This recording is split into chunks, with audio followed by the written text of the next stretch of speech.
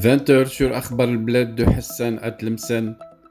Bienvenue sur votre chaîne préférée. Réunion du C24 à New York. Omar Hillel s'adresse à son homologue algérien. Vous demandez la décolonisation du Sahara marocain et vous oubliez de décoloniser les Kabyles. Des propos qui ont fait trembler l'Algérie encore une fois et lui ont montré les 4 vérités. La réunion annuelle du C24 à New York, le représentant permanent du Maroc auprès de l'ONU, Omar Hillel, a de nouveau recadré dans les règles de l'art le représentant de l'Algérie, Nadir Al-Arabawi, au sujet du Sahara marocain et du discours à géométrie variable sur l'autodétermination que prône la junte militaire. Avant d'entamer le sujet, je vous rappelle de ne pas oublier de vous abonner à votre chaîne préférée, Akhbar al-Bled de Hassan Atlemsen, mais surtout n'oubliez pas de cliquer sur la cloche pour être sûr de recevoir à chaque fois qu'il y a du nouveau sur la chaîne, un bip qui vous avise et qui vous invite à y aller pour être toujours les premiers à consulter le contenu de la nouvelle vidéo et écouter les nouvelles informations. Bonsoir. L'ambassadeur représentant permanent du Maroc auprès de l'ONU, M. Omar Hillel, a déclaré à New York que l'Algérie kidnappait et torturait les séquestrés des camps de Tindouf, qu'il est censé protéger. Le Comité des droits de l'homme des Nations Unies vient de publier aujourd'hui un communiqué sur un Sahraoui que vous avez enlevé, séquestré et torturé.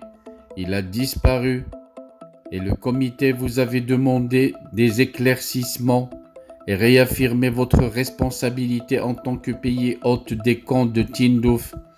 Est-ce en violation de l'article 2 du comité, a lancé Hillel en brandissant la photo de Mrabih Ahmed Mahmoud Adda au représentant de l'Algérie Nadir El-Arbaoui lors de la réunion annuelle du C24. L'ambassadeur a par la suite mis à nu les violations par l'Algérie du droit international en interpellant le diplomate algérien. Vous ne respectez ni la légalité internationale, ni le droit international. Vous avez imposé au Maroc un conflit pendant 45 ans. Vous avez figé le Maghreb. Vous avez poussé le Polisario pour la violation du cessez-le-feu et des accords militaires afin d'essayer de déstabiliser la région. En réponse à ces assertions fallacieuses au sujet d'une soi-disant décolonisation du Sahara marocain et d'un prétendu droit à l'autodétermination de la population de cette région marocaine, Hillel a recadré El-Arbaoui.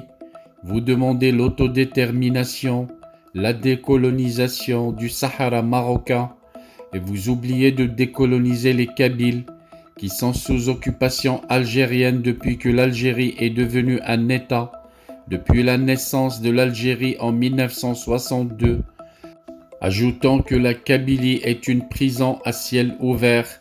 Vous refusez à sa population ses droits les plus élémentaires. L'ambassadeur marocain a par ailleurs fait observer que la marocanité du Sahara était de fait confirmée par des réalités historiques immuables, des fondements juridiques incontestables, une dynamique politique irréversible, un attachement humain irréfragable à la mère patrie et une reconnaissance internationale confirmée, hautement proclamée durant cette réunion du C24.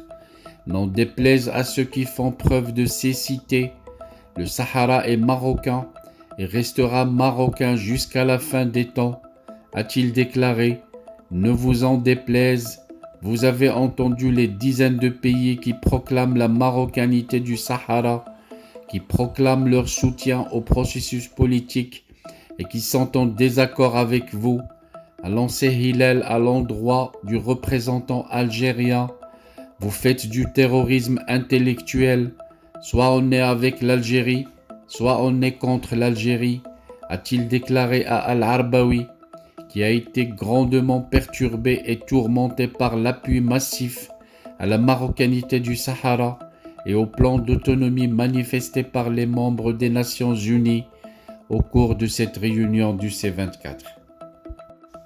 Le diplomate marocain a par la suite souligné que le processus politique onusien en cours, sous l'égide exclusive de l'ONU, visait à parvenir à une solution politique réaliste, pragmatique, durable et compromis aux différends régionaux sur le Sahara marocain, a signalé l'ambassadeur, affirmant que le Maroc demeure engagé dans ce processus politique onusien, conformément aux résolutions du Conseil de sécurité depuis 2007.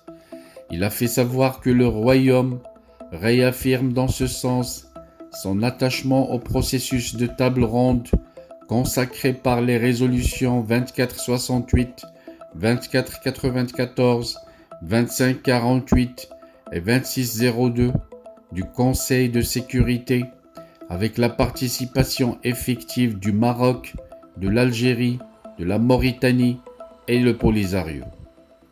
Il a en outre souligné que la solution politique réaliste, pragmatique, crédible et de compromis demandée par le Conseil de sécurité ne peut être que l'initiative marocaine d'autonomie dans le cadre de la souveraineté du Maroc et de son intégrité territoriale. Cette initiative d'autonomie jouit d'un soutien international grandissant.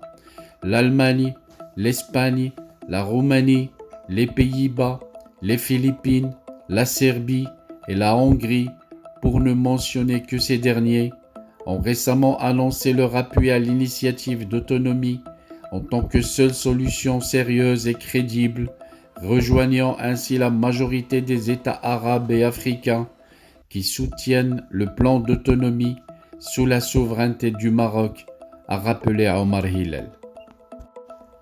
L'ambassadeur a de même indiqué que le Sahara marocain était un havre de paix, de stabilité et de calme et de prospérité, où la population locale jouissait de tous ses droits et participait au développement socio-économique de la région, comme c'est le cas pour l'ensemble du territoire marocain. Loin des élucubrations fantaisistes et mensongères des autres parties, il n'y a ni guerre ni conflit au Sahara marocain, mais bien au contraire, c'est une région qui attire les investisseurs nationaux et étrangers, accueille des conférences internationales, des centaines de milliers de touristes et des tournois sportifs continentaux, a-t-il tenu à souligner. L'essor considérable que connaît le Sahara marocain sur tous les plans en fait un véritable modèle d'intégration et de développement multidimensionnel, inclusif et durable en Afrique. À cet égard, 26 pays et organisations dont le dernier est le Suriname ont ouvert à ce jour des consulats généraux dans les villes de Laayoune et Dakhla au Sahara marocain, ce qui confirme la stabilité et la sérénité qui y règnent et la reconnaissance internationale de la marocanité des provinces du Sud, a précisé Omar Hillel. L'ambassadeur a de plus rappelé que depuis le recouvrement par le Maroc de son intégrité territoriale, l'Algérie s'est activée de manière continue pour entretenir un différend régional sous couvert de la défense du soi-disant droit à l'autodétermination, précisant que l'Algérie ne peut plus se cacher derrière son pseudo-statut d'observateur à l'égard de ce différend régional. Il a été et demeure la partie principale et responsable du maintien de ce conflit. Il a rappelé que dans ce cadre, que le Conseil de sécurité a appelé l'Algérie, dans toutes ses récentes résolutions, y compris la dernière, la 2602, à participer aux tables rondes et à faire preuve d'engagement de manière constructive avec l'envoyé personnel dans un esprit de compromis tout au long de la durée du processus et jusqu'à ce qu'il aboutisse.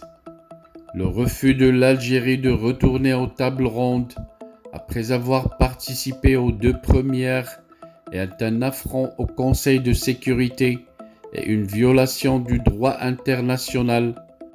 Cette obstruction ne la désengagera jamais de sa responsabilité historique dans ce différend régional, a souligné Hillel. Répondant à une assertion fallacieuse, mensongère et farfelue de l'ambassadeur algérien à l'ONU, selon laquelle le Maroc a proposé de partager son Sahara avec l'Algérie en 1975, le diplomate marocain a ironisé que ce scoop allait faire le tour du monde. Enfin, Omar Hillel a littéralement ridiculisé le diplomate algérien qui avait déclaré que s'il était enseignant, il aurait qualifié la déclaration du Maroc d'hors sujet en lui répondant « Heureusement, monsieur l'ambassadeur, vous n'êtes pas un enseignant ni un professeur, sinon vous auriez formé une génération ignare de l'histoire, du bon voisinage et des principes des Nations Unies. »